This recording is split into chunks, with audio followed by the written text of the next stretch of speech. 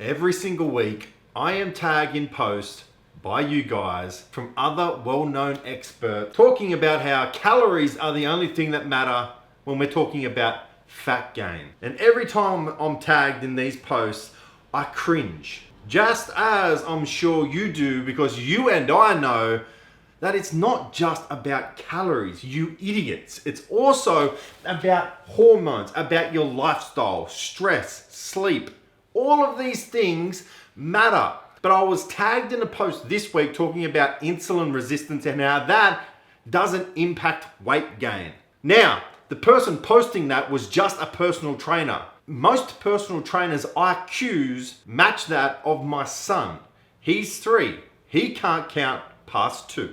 But it made me want to make this video talking about the science behind how insulin resistance can lead to fat storage. And there's 3 ways insulin resistance leads to fat storage. And none of them are directly calories. The first one is a slower metabolism. Now, there was a study done in 2012. I think it was an Italian study.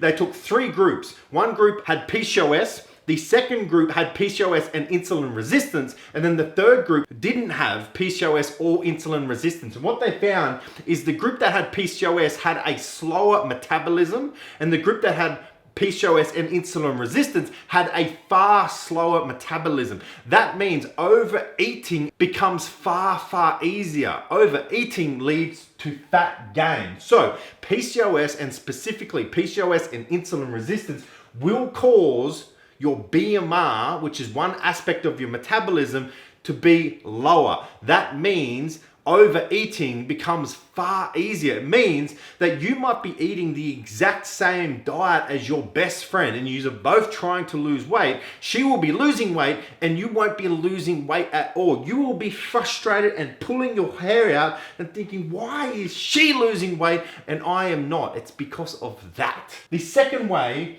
is insulin resistance gears your body more towards fat storage instead of fat burning. Now, these modes aren't specific and scientific modes, but it's an easy way to think about it. Insulin resistance means there's higher insulin levels in the bloodstream, and that means that a larger portion of the energy you eat from food will be stored in your fat cells. That is independent from the type of food you eat and the amount of food you eat. Simply states that now, because of this freaking condition of insulin resistance, a larger portion of the food you eat will be stored directly into your fat cells, leading to fat gain.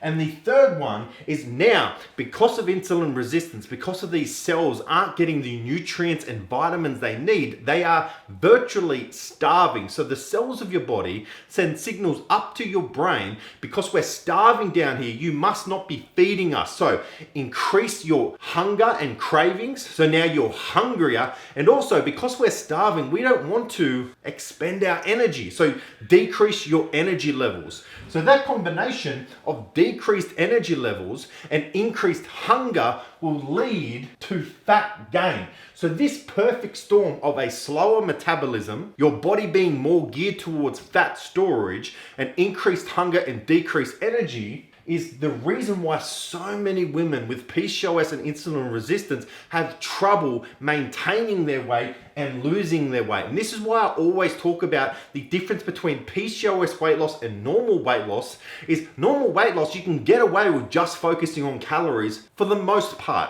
PCOS weight loss, you must address these hormonal imbalances. Otherwise, you're not going to beat this if you're just focusing on calories. So, hope this answered some questions for you. I hope some of you numbskull experts out there see this, be like, oh yeah, no, that does make sense. I am an idiot. And make sure after you watch this video, go through our feed, watch all of my other videos, because there is some great information on there. If you have any questions, let me know below.